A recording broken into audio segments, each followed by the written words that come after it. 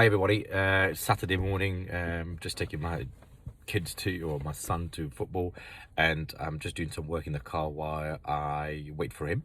And I've just sent 3 emails to my commercial broker, and I thought I'd share those with you because this is part and parcel of property developments, is how you actually finance those purchases, but also be quite effective and efficient in the way you approach your purchase. So I'll share with you 3 examples of 3 purchases that I'm carrying on at the moment.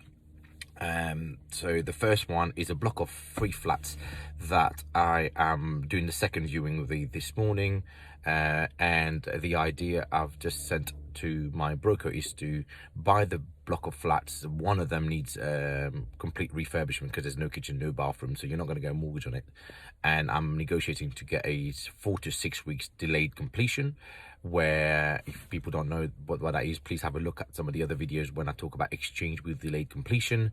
You can watch that on my YouTube channel or on my Facebook group.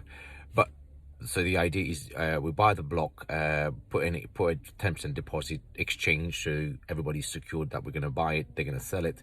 Then I'll move on to do the refurb. So right now I'm emailing my broker to say be ready, though in 4 to 6 weeks time we're going to take a product which is a mortgage that will buy the block as of 1 freehold, and then we sit on it for 6 months, because after 6 months of ownership you can then title split them much easier, but also there's more lenders available. So I can sit on this mortgage with 25% deposit with those 3 flats that's it on that title, and then wait for 6 months. By that time hopefully I would have done all of the refurb on all 3 flats anyway, increasing that value. Then at 6 months I will create the title splitting that needs to happen, and refinance it away from the current lender that we're going to take to 3 different lenders.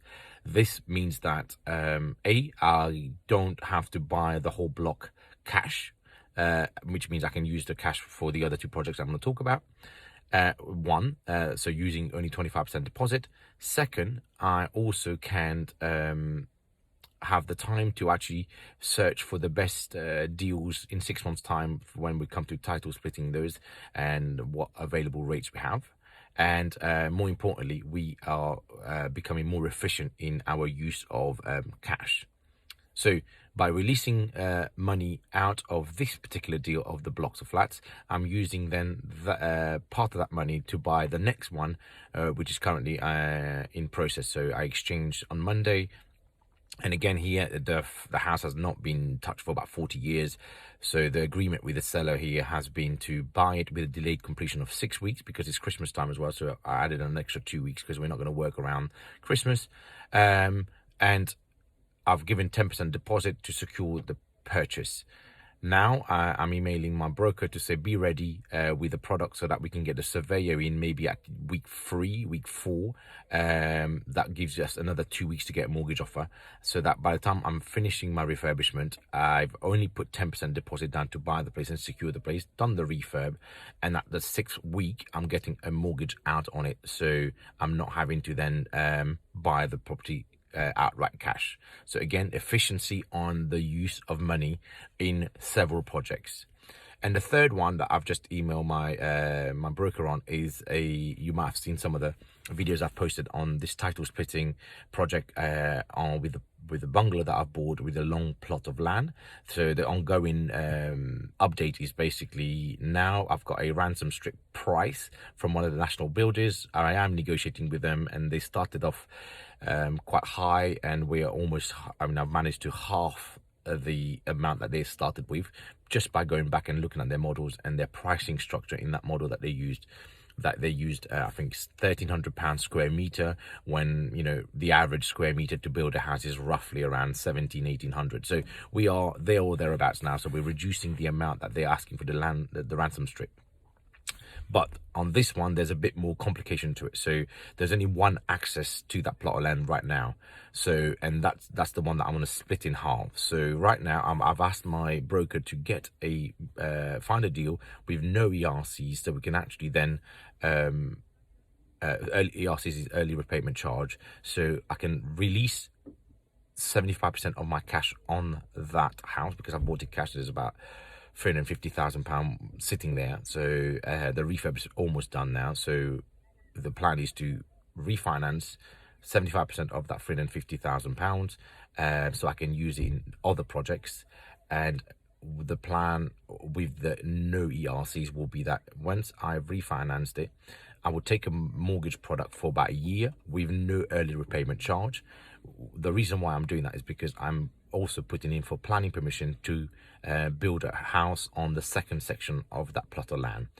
I expect some resistance from the local residents, so it might take 6 months, might take a year. So that's why I'm reducing my risk and releasing my cash so that I can use it in other projects while I wait for this planning permission to come through. In between that time, the house is refurbished. I will put a tenant in there in January, so there will be cash flowing. It will be a cash flowing property. But once I get the planning permission, then the next phase of the project will happen, which will be then we'll refinance out to another lender. We split the title between the existing house, creating access at the back of that garden for the existing house, and then the new plot, which is at the front of the existing house, will become the plot of land that we will build on another 3-bedroom house.